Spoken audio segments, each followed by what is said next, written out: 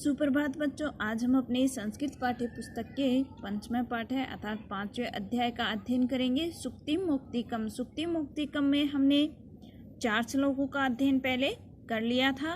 5वां श्लोक है गुणेष्वेव ही कर्तव्य है प्रयत्न पुरुषे है सदा गुणयुक्तो दरिद्रो अपि नस्वरे गुणे है समः। गुणेश है ही कर्तव्य प्रयत्न पुरुषे सदा कि गुणों के लिए हमेशा प्रयत्न करते रहना चाहिए। सदा यानी हमेशा, प्रयत्न यानी प्रयत्न, पुरुष यानी मनुष्य को, कि मनुष्य को गुणों के लिए हमेशा प्रयत्न करना चाहिए। गुण युक्तो दरिद्रो अपि। गुणों से युक्त मनुष्य दरिद्र होने पर न ऐश्वर्य गुणे समय, जो ऐश्वर्यशाली व्यक्ति है अर्थात जो धनवान व्यक्ति है, न उसके नहीं, न यानी नहीं, समय यानी सम्मान नहीं है। अर्थात गुणवान व्यक्ति गरीब होने पर, धनहीन होने पर जो गुणहीन धनवान व्यक्ति है उससे भी श्रेष्ठ होता है। ये श्लोक मृच्छकटिकम से लिया गया है। आरंभ ग्रुवी श्रेणिनी कर्मेण लघ्वी पुरा वृद्धमति च पश्चात दिनस्य पूर्व अपराध बिना छाया एव मैत्री खल सजनानाम। ये श्लोक नीति शतकम से लिया गया है। इस श्लोक में बताया गया है कि मित्रता परछाई की तरह होनी चाहिए। कौन सी परछाई की तरह? कि आरंभ ग्रुवी, कि प्रारंभ में तो श्रेणी कर्मणेन, दिन के श्रेणी यानी कम होती है, कर्मणेन यानी क्रम, लघवी यानी छोटा, वृद्धमति यानी बढ़ती है, पश्चात यानी बाद में, दिनस्य यानी दिन के, पूर्वाद यानी पहले, और अपराध यानी अपराह्न का समय, छाया एवं छाया, मैत्री मित्रता, खल सजना नाम सज्जन लोगों की, और खल यानी दुर्जन लोगों की। अब देखते हैं। सजना नाम सज्जनों की, सज्जन लोगों की, मैत्री मित्रता, आरंभ ग्रुवी दिन के, प्राद की, छाया के, प्राद की, छाया छाया के सम्मान शुरू होती है, कर्मणे यानी शुरू, कि सज्जन लोगों की मित्रता दिन के प्राद की छाया के सम्मान शुरू में लघवी छोटी, और बाद में धीरे धीरे वृद्धमति बढ़ती है। और जो दुर्जन लोग हैं, खलय दुष्ट है, दुष्टों की मैत्री मित्रता, पूर्वार्ध की छाया एवं छाया के सम्मान शुरू में तो वृद्धमति अधिक, और बाद में क्षीण होती है।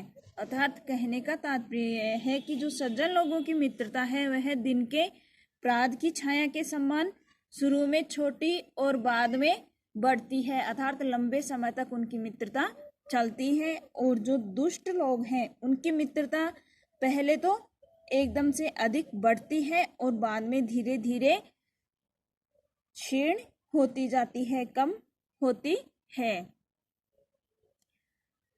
यत्रापि कुत्रापि गता भयेयु हंसा मही मंडल मंडनाय हानि अस्तु तेषां ही सरोवराणाम एषां मराले स विप्रयोग है।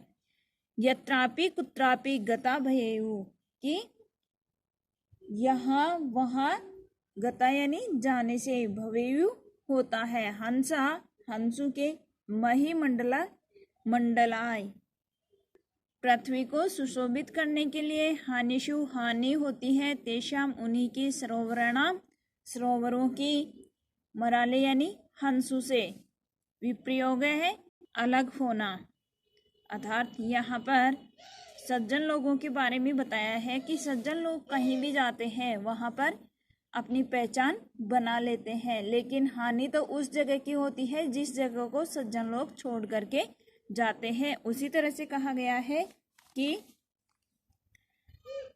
मही मंडलाय, की पृथ्वी को सुशोभित करने के लिए, हंसा हंस, यत्रापि जहाँ कहीं भी, गता जाते हैं या जाएंगे तो उन्हें कुछ फर्क नहीं पड़ेगा। अर्थात हंस पृथ्वी को सुशोभित करने के लिए जहाँ कहीं भी जाएंगे, जिस किसी भी सरोवर में जाएंगे, उन्हें कोई फर्क नहीं पड़ता, हंसों को कोई भी हानि नहीं होगी। लेकिन हानि अस्तु तेषाम ही सरोवराणाम यशाम मराले से विप्रयोग है। लेकिन हानि तो उनकी होगी, किनकी? तालाबों की होगी। पर हानि तो उन तालाबों की होगी जो जिनको विप्रयोग यानी वियोग होता है, जिनको मराले यानी हंसों से के साथ से वियोग होता है। अर्थात हंस जिस सरोवर को छोड़ के जाते हैं उस सरोवर को हानि होगी। उसी तरह से जो सज्जन लोग जहाँ कहीं भी जाएंगे वहाँ पर उनकी कोई भी हानि नहीं होगी। अर्थात वह दूसरी जगह को सुशोभित करेंगे, लेकिन वो जहाँ से जाएंगे वहाँ से वो जगह सज्जनों से रहित हो जाएगी। यह श्लोक भामिनी विलास से लिया गया है। अंतिम श्लोक है, गुणा गुणेषु गेषु गुणा भवन्ति ते निर्गुणं प्रापे भवन्ति दोषाः आस्वादतोयाः प्रवहन्ति नद्यः समुद्र आशादे भवन्ते पेयः।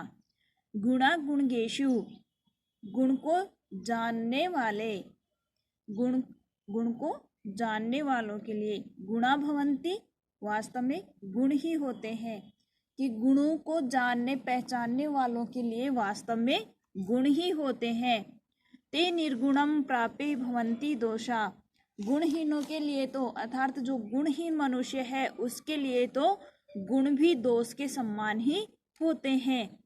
आस्वादतोया प्रवहन्ति नद्यः, जिस प्रकार से नदियों का स्वादिष्ट जल, नदियाँ स्वादिष्ट जल के साथ अर्थात पीने योग्य जल के साथ बहती हैं, लेकिन समुद्र आशादे भवन्ते पेया, लेकिन समुद्र में मिलकर वह भी पीने योग्य नहीं होती। अर्थात नदियों का जो जल है वह समुद्र में मिल जाने के कारण पीने योग्य नहीं होता।